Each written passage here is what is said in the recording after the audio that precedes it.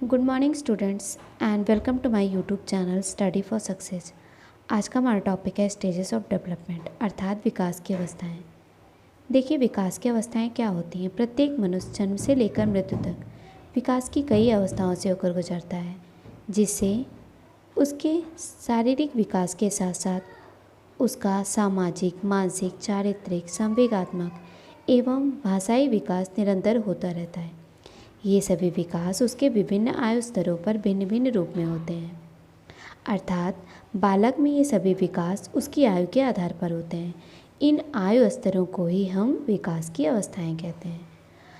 मनोवैज्ञानिकों ने मानव विकास की अवस्थाओं को निम्न प्रकार से विभाजित किया है। आइए देखते हैं वो अवस्थाएं कौन कौन सी हैं। नंबर 1 है गर्भावस्था, जिसे हम प्रेगनेंसी पीरियड भी कहते हैं। इसका समय है गर्भाधान से जन्म तक, अर्थात जन्म से 9 माह पूर्व से जन्म तक। गर्भावस्था एक प्रकार का चमत्कार है, अर्थात जहाँ बच्चे का कोई अस्तित्व ही नहीं होता है, वहाँ एक पूर्ण बालक जन्म ले लेता है। एक छोटा सा संतरे या सेब के बीज के आकार जितना छोटा, जिसकी लंबाई लगभग 0.13 इंच होती है, ये धीरे धीरे एक संपूर्ण बालक के रूप में परिवर्तित हो जाता है। ये विकास एक क्रमबद्ध रूप में चलता है। पहले बालक के शारीरिक अंगों का निर्माण होता है, उनमें मजबूती आती है, उसके सिर एवं शरीर का आकार बढ़ता है, फिर बाहर की आवाज़ के प्रति वो रिस्पॉन्स करने लगता है।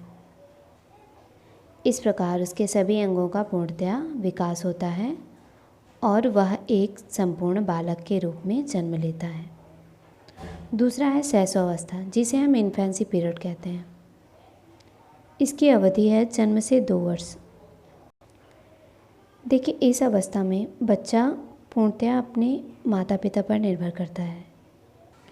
इस अवस्था में सीखने की गति बहुत तीव्र होती है। पहले बच्चा खिसकना सीखता है, फिर बैठना, चलना और फिर धीरे धीरे बोलने लगता है। पहले जब उसे कोई चीज़ चाहिए होती है, जैसे दूध के लिए, पहले वो रोकर समझाता है कि मुझे दूध चाहिए, फिर इशारे से, और अंत में वो बोलकर बताने लगता है। इसमें वो मूर्त चीज़ों को पहचानना सीख जाता है, वो अपने माता पिता की गोद पहचानने लग जाता है, रोकर अपनी भावनाओं को व्यक्त करता है। प्रत्येक वस्तु, चाहे वो कुछ भी हो, वो अपने मुंह में डालने लगता है। मतलब उसकी आदत हो जाती है कि बस उसको कुछ ना कुछ करते ही रहना है। शैशवावस्था में बच्चे पहले 16 से 18 घंटे तक सोते हैं, फिर धीरे धीरे ये टाइम 9 से 12 घंटों में बदल जाता है। इस प्रकार शैशवावस्था में तीव्र गति से परिवर्तन होते हैं। अगला है बाल्यावस्था, अर्थात चाइल्डहुड। इसे 2 भागों में विभक्त किया गया है। एक है पूर्व बाल्यावस्था, दूसरा है उत्तर बाल्यावस्था। पूर्व बाल्यावस्था, जिसे अर्ली चाइल्डहुड कहते हैं, इसका टाइम पीरियड है 2 वर्ष से लेकर 6 वर्ष तक, और दूसरा लेट चाइल्डहुड अर्थात उत्तर बाल्यावस्था, इसका टाइम पीरियड है 6 वर्ष से 12 वर्ष तक। देखिए, पूर्व बाल्यावस्था में बच्चे भाषा बहुत तीव्र गति से सीखते हैं, इसीलिए इसे भाषा सीखने की सर्वोत्तम अवस्था भी कहा जाता है।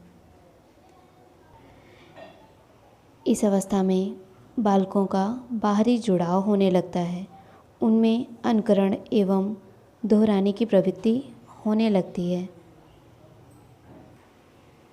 अर्थात इस अवस्था में बच्चों में समाजीकरण एवं जिज्ञासा दोनों में वृद्धि होती है।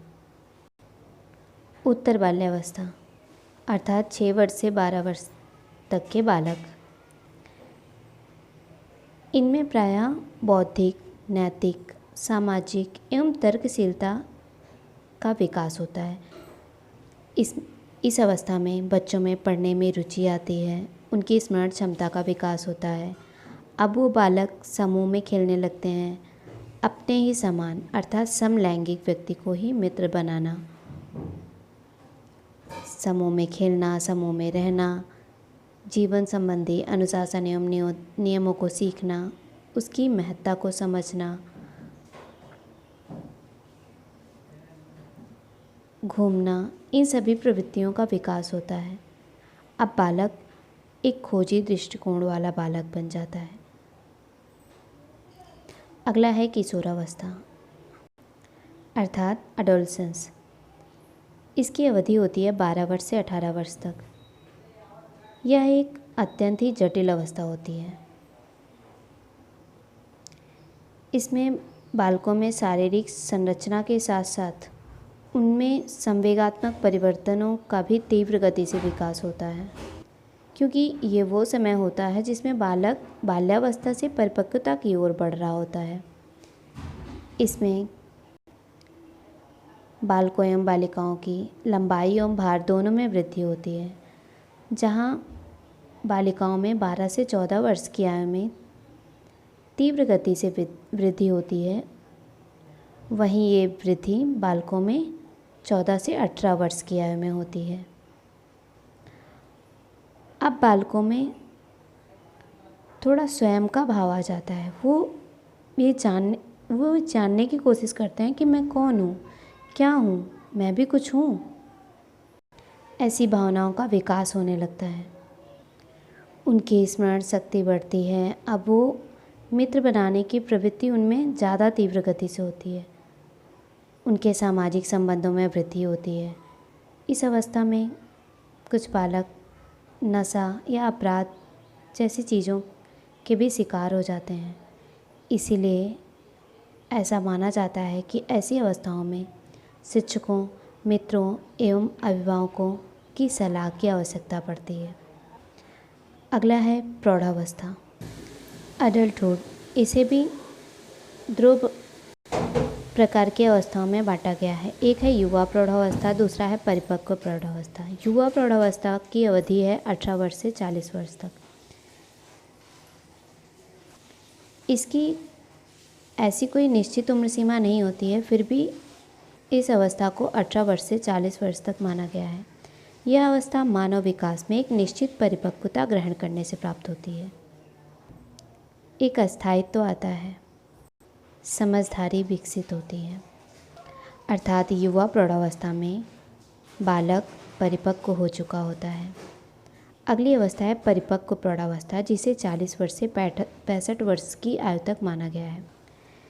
इस अवस्था में प्रायः अब शारीरिक विकास में गिरावट आने लगती है, जैसे बालों का सफ़ेद होना, मांसपेशियों में ढीलापन, चेहरे पर झुर्रियाँ आना, ऐसी अनेक विशेषताएं देखने को मिलती हैं। फिर सबसे लास्ट में आता है वृद्धावस्था अर्थात ओल्ड एज। ये 65 वर्ष से मृत्यु तक, या फिर यूँ कहें 65 वर्ष से अधिक उम्र तक। इसमें प्रायः शारीरिक क्षमता पूर्णतया कमज़ोर हो जाती। अब मनुष्य अधिकतर सामाजिक, आध्यात्मिक, धार्मिक एवं सांस्कृतिक कार्यों में रुचि लेने लगते हैं। अब उनके प्रति उनका रुझान बढ़ने लगता है। इस प्रकार विकास की मुख्यतः 6 अवस्थाएं होती हैं: गर्भावस्था, शैशवावस्था, बाल्यावस्था, जिन्हें हम पूर्व बाल्यावस्था एवं उत्तर बाल्यावस्था में बांटते हैं। चौथा है किशोरावस्था, 5वां प्रौढ़ावस्था, जिन्हें मैंने 5 और 6 2 नंबर करके लिख दिया है, पर 5 है प्रौढ़ावस्था, जिनके 2 प्रकार हैं। एक है युवा प्रौढ़ावस्था, दूसरा है परिपक्व प्रौढ़ावस्था। फिर 6 नंबर पे आता है वृद्धावस्था, जो लास्ट एज होती है। देखिए, इन अवस्थाओं में जो उम्र सीमा दी गई है वो सामान्य बालकों को देखते हुए दी गई है, पर यह आवश्यक नहीं कि ये उम्र सीमा निश्चित है, क्योंकि कुछ बच्चे प्रतिभाशाली होते हैं, कुछ गिफ्टेड चाइल्ड होते हैं, कुछ बैकवर्ड होते हैं। तो जो गिफ्टेड चाइल्ड होते हैं वो शैशवावस्था में ही प्रायः बाल्यावस्था के कुछ गुणों का विकास शैशवावस्था में ही हो जाता है, उनमें वो सीख जाते हैं। और कुछ जो निम्न बुद्धि के होते हैं वो शैशवावस्था में भी वो चीज़ें नहीं सीख पाते हैं जो प्रायः प्रतिभाशाली बालक सीख पाते हैं। वो बाल्यावस्था में जा कर के धीरे धीरे उन चीज़ों को सीखते हैं।